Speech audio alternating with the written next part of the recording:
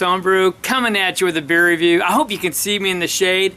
I'm at the front door. That's right at the front porch here. I'm brewing today. I've got a beer going with some homegrown hops. It's gonna be called Homegrown IPA. And it's time for a beer review. Beer just came out last week, long awaited, normally comes out sooner. Here it is. It's the Black Butte XXVII. That's right, the 27th birthday reserve from Deschutes Brewing out of Bend, Oregon. Long awaited. I don't even know what the ABV is. It's 11.6. Check out that. It's a best after date of July 20th, 2016, but we're not going to wait with this bottle. Oh no, we're going to get it open right now. Now this one's made with pale malts, wheat, midnight wheat, chocolate malts, and crystal malts. And they use Millenium and Cascade along with US Tetnang for the hops. Now, it's all about the special ingredients with these beers though. This is made with the Theo chocolate cocoa nibs, which they've been using in the past, the Pemegranate molasses, which they've also been using. They've got some select spices in it this year, but then they also added some apricot puree. So that should make it interesting. And 50% was aged for 6 months in bourbon barrels. So I'm looking forward to getting through this wax and cap and giving it a try. All right, we're gonna get the pour here.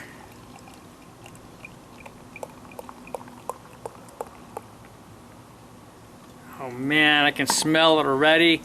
So, I don't know, probably not real good lighting for you. Maybe over here, but it's just dark. It's dark as night, and we've got kind of a dark khaki head on there. Let's get a nose. Wow, man, the chocolate jumps out, the pomegranate jumps out, and then that puree. It just, it's just all in your face. Oh man, and I'm getting the bourbon barrels too. I'm actually getting bourbon this year. There's more bourbon barrel aged proportionally this year. Wow, this is so fragrant. Yeah, and it's definitely a puree with the apricot. Oh my gosh, that's so different. So yeah, you're definitely getting those nice roasted malts. That's the undertone. But then you're getting maybe hints of coffee. You're getting the pomegranate molasses for sure. Maybe a little bit of vanilla coming on. And it smells like more chocolate than just the nibs. It's really good. A light spiciness, I can't tell what that is. I've got the apricot puree, which is interesting because it's kind of blended with that other stuff, so it's not strong. It's there. It's just, it's so blended with all those other scents. It doesn't stand out above anything. So, I don't know. I'm just jumping in. Cheers, folks.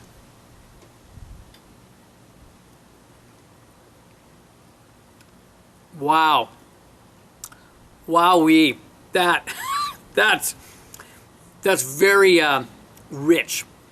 Very rich on the palate. The roasted malts are solidly there, but they're not overwhelming, and they don't overtake any of those other flavors whatsoever. But it is a roasty double porter, if you will. It's so rich. It's just unique. The pomegranate molasses that they've done has been so amazing over the last several years. I've thoroughly enjoyed it. It's just been a real delight. And the cocoa nibs, the Theo cocoa nibs, are really rich this year. The roast on it gives off a kind of a coffee-esque type thing, but the apricot isn't distinctly apricot, kind of like in the nose. It's just added this other dimension of sweetness to it, and it balances out some of that pomegranate molasses. This is just one hella rich beer, I'm gonna tell you. This is something else. I'm gonna take a little time with this and I'll be back. I gotta sip on this and see what else I get. I'm back, and I gotta tell you, I forgot one fun thing about this beer. They also use rose water. You know, I wonder if that's that interesting taste. I mean, you do get this interesting taste on there that I can't quite pick out, and that could be partly the spices as well that they've done this year. But all of that said, it is classically a Black Butte beer. So it has that classic taste, and they've kind of gone the direction of those Theo cocoa nibs each year. And they've gone with the pomegranate molasses now for quite a number of years. So it has that type of a taste. But the rose water definitely puts a slight twist on it. And the apricot, of course, does as well. Yeah, there's this interesting taste. I thought that was something odd about the water or something that I couldn't put my finger on. That'd be the rose water. And you know, I don't know if that was the best choice. It is an interesting flavor. It doesn't detract from the beer really though. It just gives it a little interesting taste to it. It makes me think, for myself anyway, like there's something green in there a little bit. But the puree with the apricots is definitely a twist. This is one, I'm gonna have to grab another bottle, of course, and set it aside.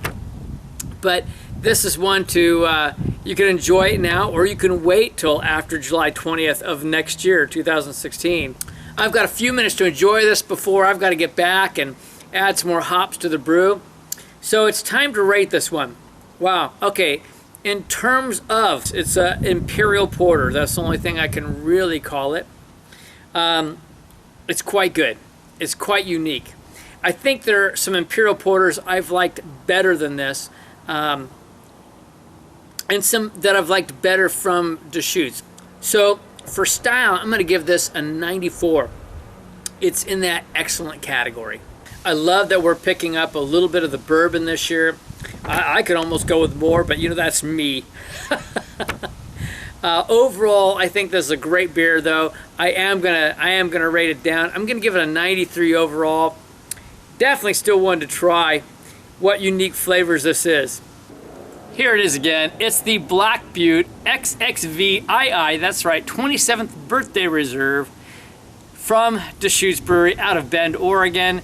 If you haven't seen our shelves, it came out on September 10th here. This was the first bottles that I know of in a store. And so it'll be coming your way if you're in the distribution areas. But I'd grab one. I definitely would give it a try. This is Kevin Clements Homebrewing saying, life's too short to drink cheap beer. And I'll see you on the next beer review. Tonight, whenever the music's right, no static at all, no static at all. FM, no static at all. Ba-da-doo-ba.